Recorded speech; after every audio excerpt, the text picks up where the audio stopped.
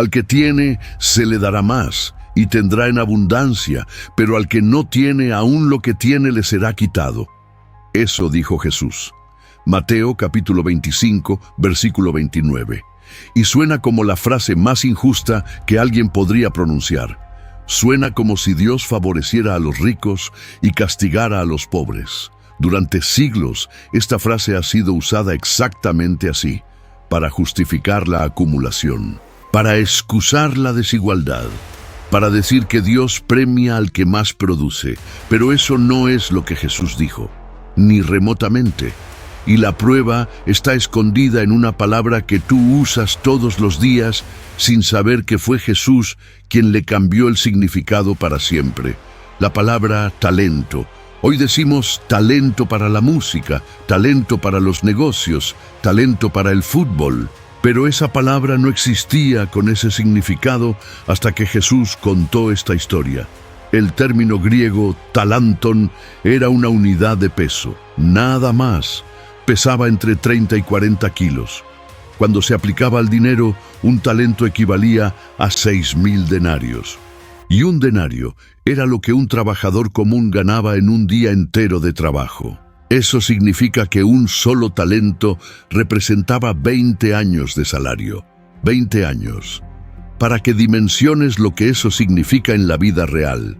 Si un trabajador del siglo I ganaba un denario por día y trabajaba 6 días a la semana, necesitaba trabajar 6,000 días para ganar un talento, sin gastar absolutamente nada, sin comer, sin vestirse, sin pagar impuestos, 6,000 días de trabajo bruto.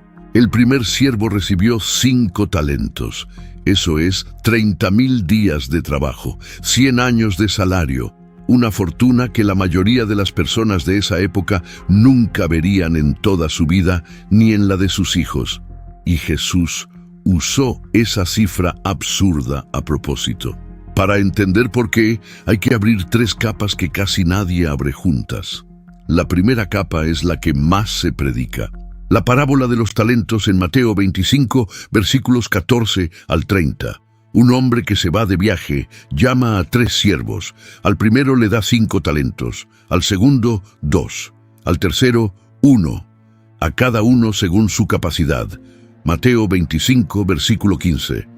Fíjate en un detalle que pasa desapercibido.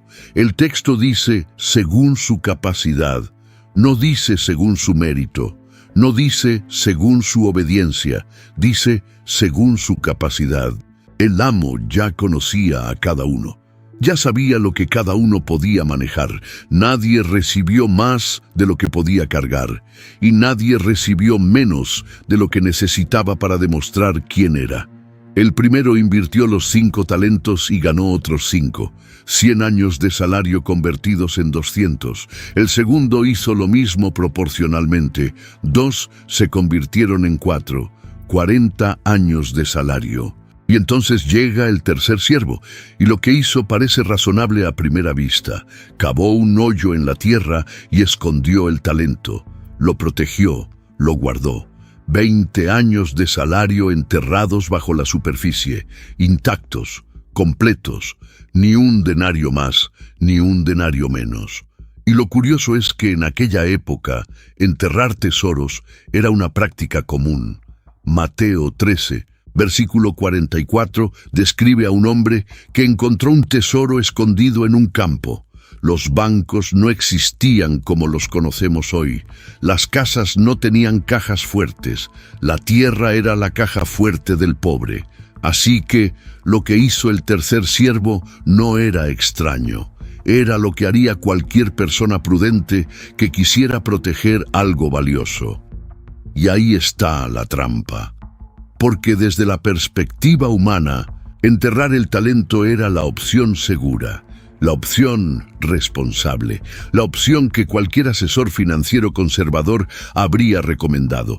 Pero desde la perspectiva del amo, era la peor decisión posible. Cuando el amo regresó, los 2 primeros escucharon exactamente las mismas palabras. Bien, buen siervo y fiel, sobre poco has sido fiel, sobre mucho te pondré. Entra en el gozo de tu Señor. Mateo 25, versículos 21 y 23. El que ganó 5 y el que ganó 2 recibieron la misma frase, el mismo elogio, la misma recompensa. Porque el amo no estaba midiendo la cantidad, estaba midiendo la fidelidad. Pero el tercero cambió todo. Y aquí necesitas escuchar sus propias palabras, porque revelan algo que va mucho más profundo que la pereza. Mateo 25, versículo 24. Señor, te conocía que eres hombre duro, que ciegas donde no sembraste y recoges donde no esparciste. Por eso tuve miedo, y fui y escondí tu talento en la tierra. Aquí tienes lo que es tuyo. ¿Escuchaste lo que hizo? No dijo simplemente fui perezoso, dijo te conozco, dijo eres duro, dijo ciegas donde no sembraste. Le estaba diciendo a su amo, tú eres injusto, tú tomas lo que no te pertenece, tú exiges lo que no diste. Y hay algo que los comentaristas antiguos notaron y que es devastador. Juan Bengel, el teólogo alemán del siglo XVIII, observó que cavar un hoyo y enterrar el talento requería más esfuerzo físico que caminar hasta los banqueros y depositarlo. El tercer siervo trabajó más para no hacer nada que lo que habría trabajado para hacer algo. Si esto te está sacudiendo un poco por dentro, quédate, porque lo que viene cambia la lectura de toda la parábola. Ahora, la segunda capa. La mayoría de las personas piensan que la frase al que tiene se le dará más aparece solamente aquí, en la parábola de los talentos. No es así. Jesús dijo esta misma frase en otro contexto completamente diferente. Y ese otro contexto es el que revela de qué estaba hablando realmente. Mateo capítulo 13, versículo 12. La misma frase, palabra por palabra. Pero el contexto no tiene nada que ver con dinero. No tiene nada que ver con inversión, no tiene nada que ver con productividad. Los discípulos acababan de preguntarle a Jesús por qué hablaba al pueblo en parábolas. Y Jesús respondió algo que nadie esperaba. Porque a ustedes les es dado conocer los misterios del reino de los cielos, pero a ellos no les es dado, porque a cualquiera que tiene, se le dará, y tendrá más. Pero al que no tiene, aún lo que tiene, le será quitado. Por eso les hablo por parábolas, porque viendo no ven, y oyendo no oyen ni entienden. Mateo 13, versículos 11 al 13. ¿Ves lo que acaba de pasar? La frase no es sobre dinero, es sobre comprensión espiritual. El que tiene se refiere al que tiene un corazón abierto, al que escucha y procesa, al que recibe la semilla y la deja echar raíz. Y el que no tiene es el que oye las mismas palabras, ve las mismas señales, está en la misma audiencia, pero su corazón está cerrado. Y Jesús conectó esto directamente con una profecía de Isaías, capítulo 6 de Isaías, versículos 9 y 10. De oído oiréis, y no entenderéis, y viendo veréis, y no percibiréis, porque el corazón de este pueblo se ha engrosado, y con los oídos oyen pesadamente, y han cerrado sus ojos. Isaías recibió esa comisión 700 años antes de que Jesús la citara, y lo asombroso es que Dios le dijo a Isaías que predicara sabiendo que la gente no iba a entender, no porque la verdad fuera confusa, sino porque los corazones ya estaban cerrados, y eso cambia radicalmente lo que significa al que tiene se le dará más. No es una ley económica, es una ley espiritual. La verdad que recibes y aplicas te abre la puerta a más verdad. La verdad que ignoras se desvanece, no porque alguien te la quite, sino porque el músculo que no se usa se atrofia. Si nunca habías conectado estos dos pasajes, Mateo 13 con Mateo 25, quédate, porque la tercera capa es la que más duele. Hay una versión de esta misma enseñanza en Lucas capítulo 19 que añade algo que Mateo no incluye, y ese algo tiene un trasfondo histórico que la audiencia de Jesús entendió perfectamente, pero que nosotros hemos perdido por completo. Lucas 19, versículo 11, nos da el contexto exacto. Jesús estaba cerca de Jerusalén. Acababa de salir de la casa de Zaqueo. el jefe de los recaudadores de impuestos, que se había arrepentido y había prometido devolver 4 veces lo que había robado. La multitud había visto eso y había sacado una conclusión. Si un recaudador de impuestos se convierte, si la salvación llega hasta la casa de un traidor como Zaqueo, entonces el reino de Dios está a punto de manifestarse. Ahora mismo, en Jerusalén, esta semana, y Jesús contó esta parábola precisamente para frenar esa expectativa. Lucas 19, versículo 12. Un hombre noble se fue a un país lejano para recibir un reino y volver. Para nosotros eso suena como un cuento. Para la gente que estaba escuchando a Jesús ese día en Jericó, eso sonaba como una noticia.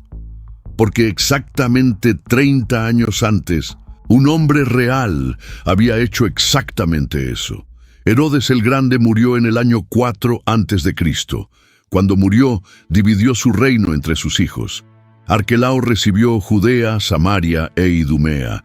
Pero para ser confirmado como rey, tenía que viajar a Roma y recibir la aprobación del emperador Augusto. Y eso es precisamente lo que hizo. Arquelao viajó a Roma a recibir un reino. Pero sus ciudadanos lo odiaban. Lucas 19, versículo 14. Sus ciudadanos le aborrecían y enviaron tras él una embajada diciendo: no queremos que éste reine sobre nosotros, y eso tampoco es ficción. Josefo, el historiador judío, registra que una delegación de 50 líderes judíos viajó a Roma para pedir a César que no dejara reinar a Arquelao. Más de 8.000 judíos que vivían en Roma se unieron a la protesta en el palacio, pero César le dio el poder de todas formas.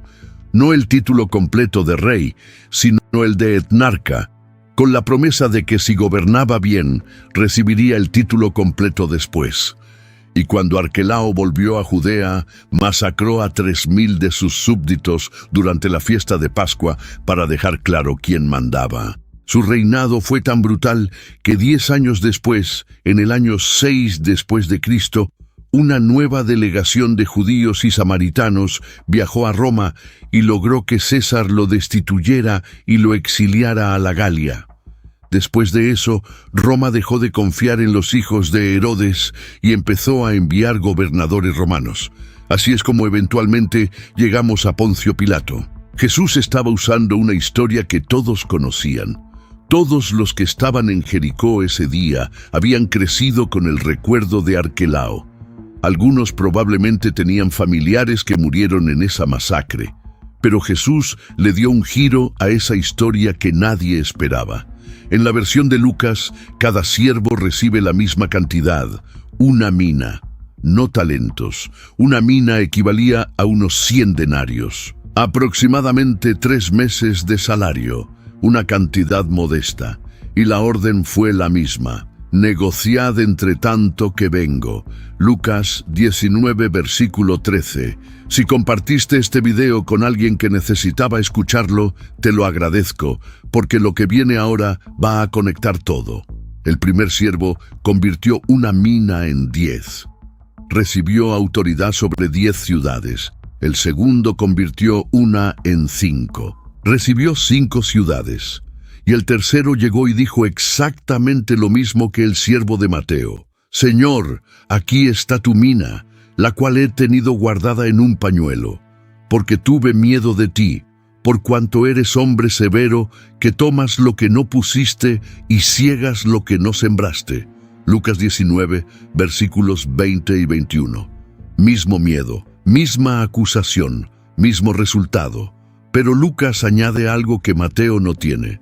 Versículo 22, le dijo: mal siervo, por tu propia boca te juzgo, por tu propia boca. Eso es demoledor. El amo no lo juzgó por lo que no hizo, lo juzgó por lo que dijo que creía. El siervo declaró que su amo era injusto, severo, explotador, y el amo le respondió con su propia lógica: si de verdad creías que soy así de duro, entonces con más razón debiste haber puesto mi dinero en el banco para que al menos generara intereses. Lucas 19, versículo 23. La lógica del siervo se derrumbó sola. Si el amo fuera tan terrible como él decía, la respuesta correcta era obedecer con más urgencia, no esconderse. Si el amo fuera tan exigente como él pensaba, la peor estrategia posible era no hacer nada. Su propia descripción del amo lo condenaba. Y entonces viene la frase: os digo que a todo el que tiene se le dará más, pero al que no tiene, aún lo que tiene se le quitará. Lucas 19, versículo 26. Ahora, detente un segundo y mira las tres capas juntas. En Mateo 13, la frase habla de comprensión espiritual. Quien recibe la verdad con el corazón abierto, recibe más verdad. Quien cierra el corazón, pierde incluso lo que creía tener.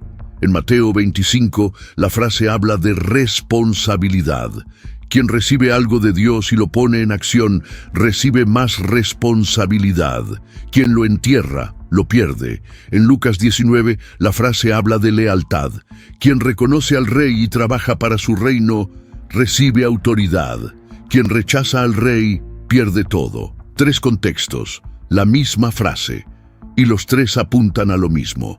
Lo que determina si recibes más o pierdes lo que tienes no es tu capacidad, no es tu punto de partida, no es cuánto te dieron, es qué hiciste con lo que recibiste. Y el siervo que enterró el talento no pecó por ser incapaz, pecó porque tenía una imagen distorsionada de Dios. Dijo: te conozco, pero no lo conocía. Lo que conocía era su propio miedo, y convirtió ese miedo en teología. Decidió que Dios era cruel, exigente, injusto, y desde esa imagen distorsionada, la única respuesta lógica era no hacer nada, protegerse, enterrar, esconderse. Si eso te tocó algo por dentro, no te lo guardes. Dale like a este video y suscríbete al canal, porque lo que queda es lo más fuerte de todo. Piensa en algo cotidiano. Una persona recibe una oportunidad de servir en su iglesia, enseñar a los niños, liderar un grupo pequeño, algo modesto como una mina, 3 meses de salario espiritual, y dice: no, es que yo no estoy preparado, no tengo suficiente conocimiento bíblico. Y si me preguntan algo que no sé responder, así que rechaza la oportunidad, la entierra, la guarda en un pañuelo de inseguridad. Un año después, sigue exactamente en el mismo lugar. No creció, no aprendió nada nuevo, porque la única forma de aprender a enseñar es enseñando. La única forma de aprender a liderar es liderando.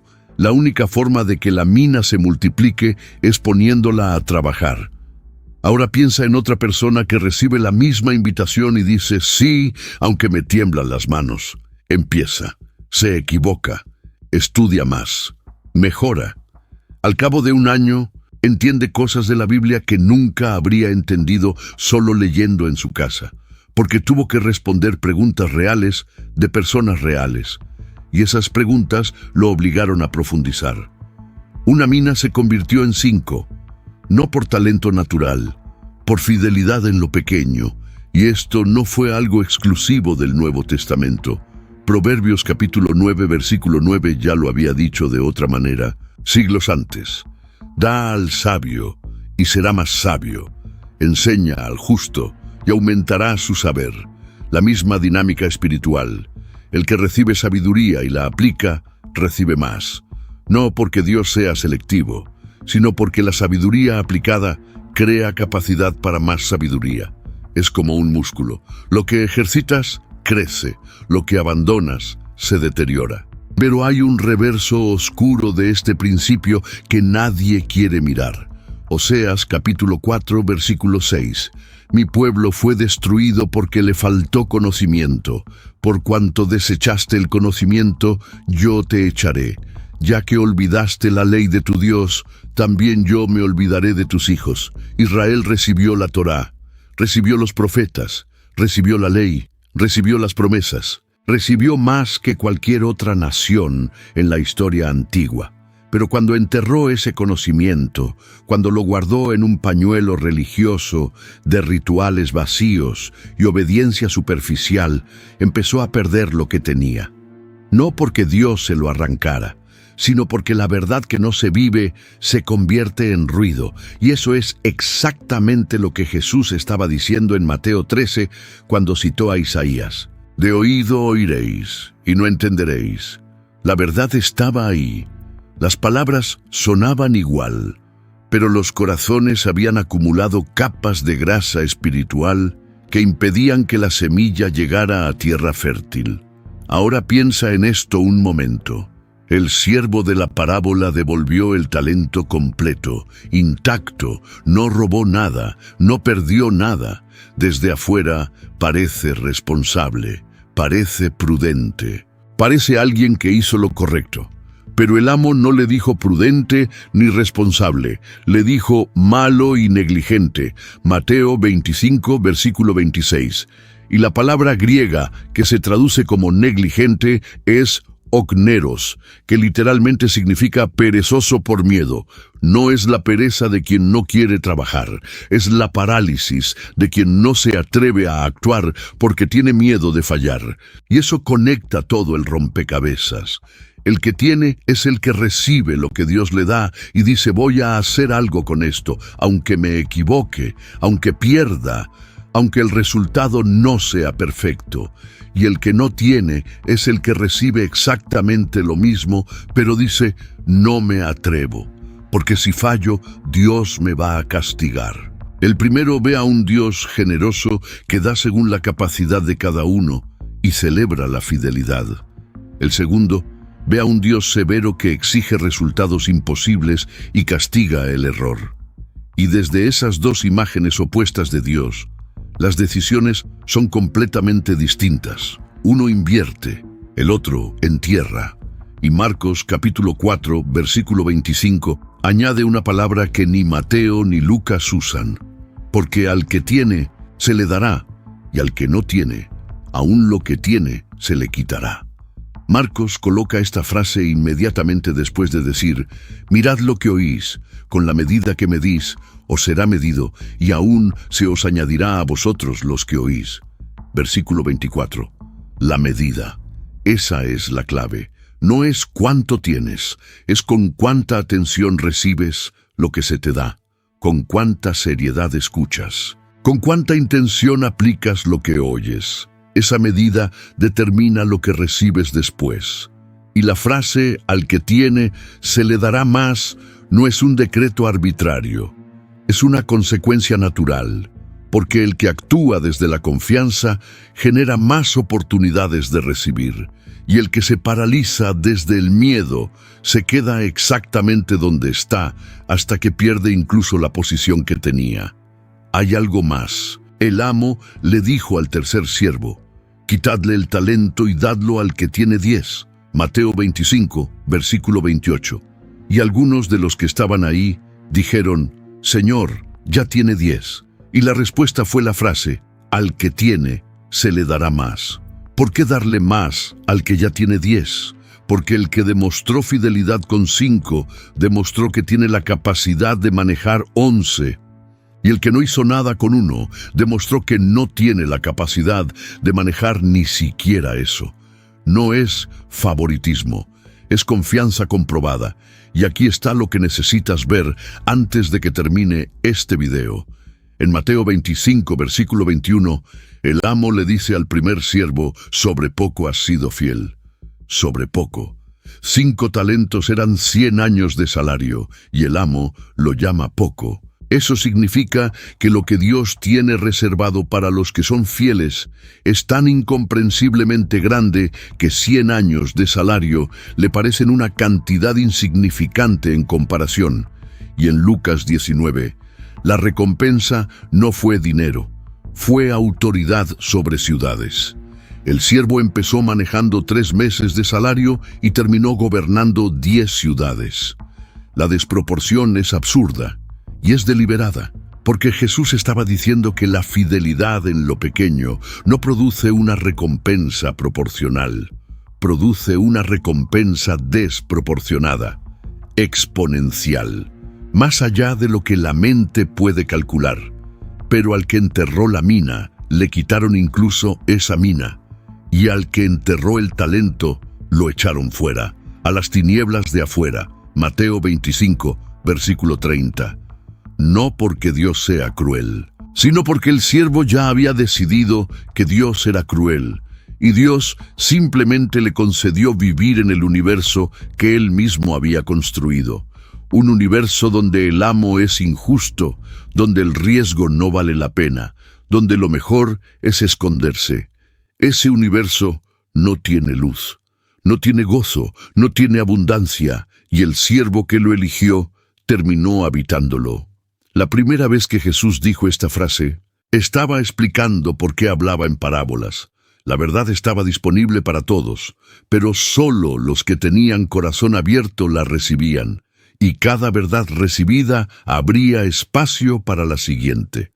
La última vez que Jesús dijo esta frase, estaba caminando hacia Jerusalén, hacia la cruz, hacia el momento en que iba a entregar el talento más grande de la historia, su propia vida, sin garantía de que alguien lo recibiría, sin garantía de retorno, sin enterrarlo en la seguridad del cielo. Y la pregunta que dejó flotando en el aire no era para los siervos de la parábola, era para todos los que estaban escuchando. Y sigue siendo para todos los que están escuchando ahora. ¿Qué estás haciendo con lo que recibiste? Hay un video en pantalla ahora mismo que conecta directamente con lo que acabamos de descubrir. Lo que sigue va a desafiar todo lo que creías saber sobre cómo Dios recompensa. Haz clic.